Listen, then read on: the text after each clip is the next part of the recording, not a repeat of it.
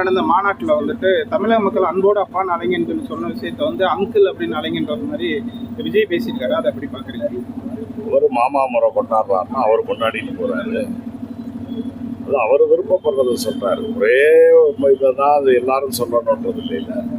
அவர் மாமா பிடிக்குதுன்னா மாமான்னு சொல்லிட்டு அவருடைய அரசியல் எதிரி வந்து திமுக அப்படின்னு சொல்லியிருக்காரு. கொள்கை எதிரி பாஜக, எங்களுடைய அரசியல் எதிரி திமுக. 2026 தேர்தலில் திமுக இல்ல டிவிகே ரெண்டுக்கு இடையில தான் போட்டி அப்படின்னு சொல்லியிருக்காரு. அப்படின்னு அவர் தானே சொல்லிட்டு போறாரு. அதை நீங்க ஒளிபரப்புனீங்க, நானும் கூட பார்த்தேன். அது பற்றிய விளக்கத்தை அவர்கிட்ட கேட்கணும். இல்லை யாரும் ஒதுக்கப்பட்டிருக்கிறார்களோ நேரடியாக திமுகவோட மோதுறதுக்கு நான் தான் தகுதி இருக்கோம்னா அப்போ நாங்கள்லாம் இல்லையான்னு மற்றவங்க அதில் வந்து உணர்ச்சி வசப்படணுமே தவிர எங்களுக்கு ஒன்று திமுக மேல கடுமையான விமர்சனம் நேற்று வச்சிருக்காரு சார். அதாவது ஒரு ஆளுங்கட்சியை எதிர்கட்சிகள் விமர்சிக்கத்தான் செய்வாங்க. அந்த விமர்சனங்கள்லாம் எது உண்மைத்தன்மை இருக்கிறது என்பதை தேர்தல் காலங்களில் அவங்க சொல்றது மாதிரியே 2026 தேர்தல் நேரத்தில் தமிழ்நாட்டு மக்கள் தருவாங்க. அவர் தற்போது தான் அரசியலுக்கு வர்றாரு. அரசியல் வந்து உங்களுக்குலாம் நிறைய அனுபவங்கள் நிறைய இருக்கு. அவர் இப்ப பேசுறது வந்து அவர்கிட்ட தான் கேட்கணும் அப்படின்றது மாதிரி சொல்றீங்க. உங்க அனுபவ ரீதியா எப்படி பாக்குறீங்க? எங்களை பொறுத்தவரை அவர் சொல்றதுக்கெல்லாம் நாங்கள் பதில் சொல்லணும்னா அதுக்குன்னு எங்களுக்கு தனியாக இருக்கு. என்னை பொறுத்தவரையில் நான் வந்து மாண்புமிகு அமைச்சர்களுடைய அமைச்சரவையில் ஒரு அமைச்சர். நாங்கள் முதலமைச்சருக்கு கட்டுப்பட்டோம். அடுத்து வந்து நான் ஒரு மாவட்ட செயலாளர். எங்கள் இதில் வந்து இருக்கிற மாவட்ட செயலாளர்கள் பலர் இருக்காங்க, 70க்கு மேற்பட்ட. அதில் நான் ஒருத்தன். நான் வந்து என் கருத்தை இயக்கத்தின் கருத்துன்னு நான் சொல்ல முடியாது. இதை பற்றியெல்லாம் விரிவாக தெளிவாக சொல்லணும்னா தலைவர் சொல்லுவாங்க, தலைமை கழகத்தில் நிர்வாகிகள் சொல்லுவாங்க. அவர் பேசினார், இவர் பேசுனாருன்னு அதுக்கெல்லாம் நான் சொல்லிக்கிட்டு இருந்தால் அது நல்லா இருக்கு.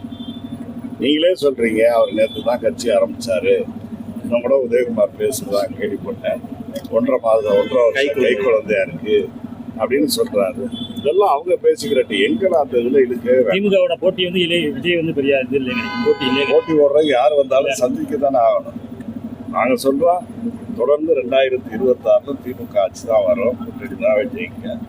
முதலமைச்சராக மாண்புமிகு அண்ணன் தளபதி அவர்கள் தொடர்வார்கள் நாங்கள் சொல்கிறோம். அது எங்களுடைய உணர்வு, எங்களுடைய உரிமை.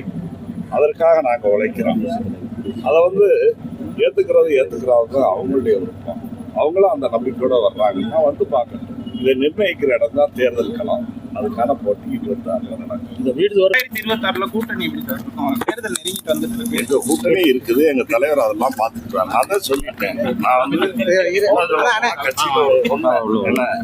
தலைவர் என்ன சொல்றாங்களோ அதை செய்ய முதலமைச்சர் என்ற முறையில் முதலமைச்சர் என்ன வழிகாட்டுறாங்களோ அதை துறையை வழி நடத்துவார். இன்னைக்கு கேளுங்க சாதனை.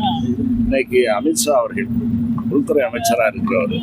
உள்துறை அமைச்சராக இருக்கிறவங்க யாரும் இதுவரை கூடுதல் பொறுப்புகள் வச்சதில்லை.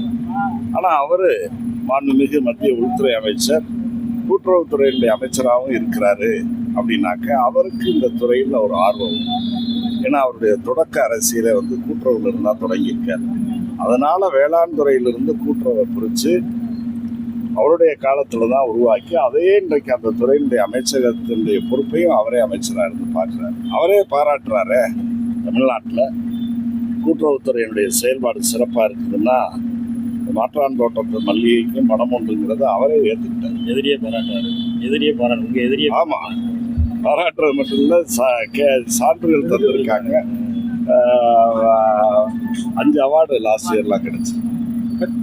செய்திகளை உடனுக்குடன் தெரிந்து கொள்ள கீழ்கண்ட கேபிள் மற்றும் டிடிஹெச் நெட்வொர்க்குகளில் எம்நாடு செய்தி தொலைக்காட்சியை காணுங்கள். பாதகம் செய்பவரை கண்டால் நாம் பயம் கொள்ளலாகாது பாப்பா.